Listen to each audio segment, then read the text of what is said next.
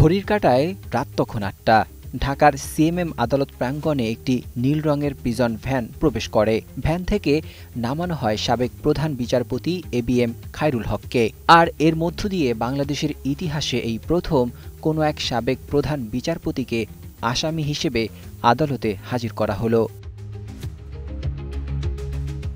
এ সময় তার হাতে ছিল হাতকড়া, পরনে বুলেট প্রুফ জ্যাকেট, মাথায় হেলমেট। কাঠগড়ায় দাঁড়িয়ে হাতকড়ার একাংশ খুলে দেয়া হলেও তার এক হাতেই ঝুলছিল হাতকড়া।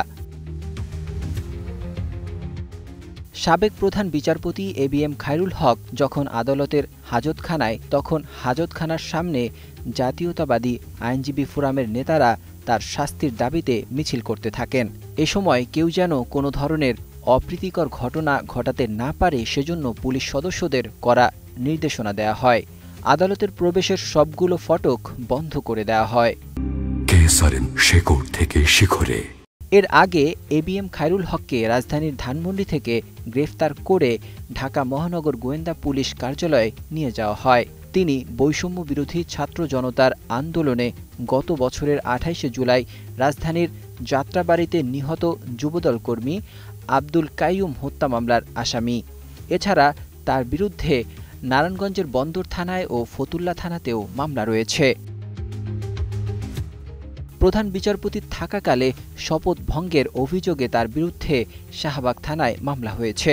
যাত্রাবাড়ি থানায় দায়ের করা হত্যা মামলার তদন্ত কর্মকর্তা ও যাত্রাবাড়ি থানার পরিদর্শক খালেদ হাসান আদালতে আবেদন করেন, প্রভাবশালী আসামিকে জামিন দিলে তদন্তে বিঘ্ন ঘটার আশঙ্কা রয়েছে এবং আইনশৃঙ্খলার অবনতি হতে পারে, তাই তাকে কারাগারে রাখা হোক।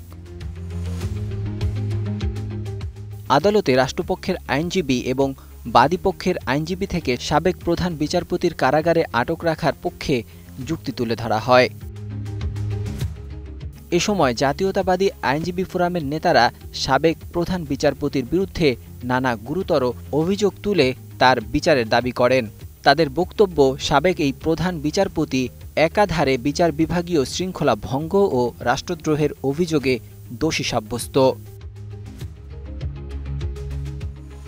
জাতীয়তাবাদী আইনজীবী ফোরামের নেতা খোরশেদ আলম আদালতে অভিযোগ করেন, সাবেক প্রধান বিচারপতি খায়রুল হক বিভিন্ন সময় জালিয়াতি করেছেন এবং দলীয় বিচারপতিদের মতো কাজ করেছেন। এছাড়া তিনি বলেন, সাবেক প্রধান বিচারপতির কারণে দেশের বিচার বিভাগ কলঙ্কিত হয়েছে। আদালত কক্ষে হঠাৎ বিদ্যুৎ সংযোগ বিচ্ছিন্ন হয়ে যায়। তখন আইনজীবীরা মোবাইল ফোনের আলো জ্বালিয়ে পরিস্থিতি সামলান। সাবেক প্রধান বিচারপতি তখনও কাঠগড়ায় মাঝখানে মাথা নিচু করে দাঁড়িয়েছিলেন। এ সময় সাবেক প্রধান বিচারপতির পক্ষে কোনো আইনজীবী আদালতে উপস্থিত ছিলেন না। জামিন আবেদন না থাকায় সাবেক প্রধান বিচারপতিকে কারাগারে আটক রাখার নির্দেশ দেওয়া হয়। পরে পুলিশ সদস্যরা তাকে ২ হাত পেছনে নিয়ে হাতকড়া পরিয়ে একটি হেলমেটও পরান। এরপর ধীরে ধীরে তাকে প্রিজন ভ্যানে তুলে কেরানীগঞ্জ কেন্দ্রীয় কারাগারের উদ্দেশ্যে রওনা হয়। ডেস্ক রিপোর্ট, ২১শে টেলিভিশন।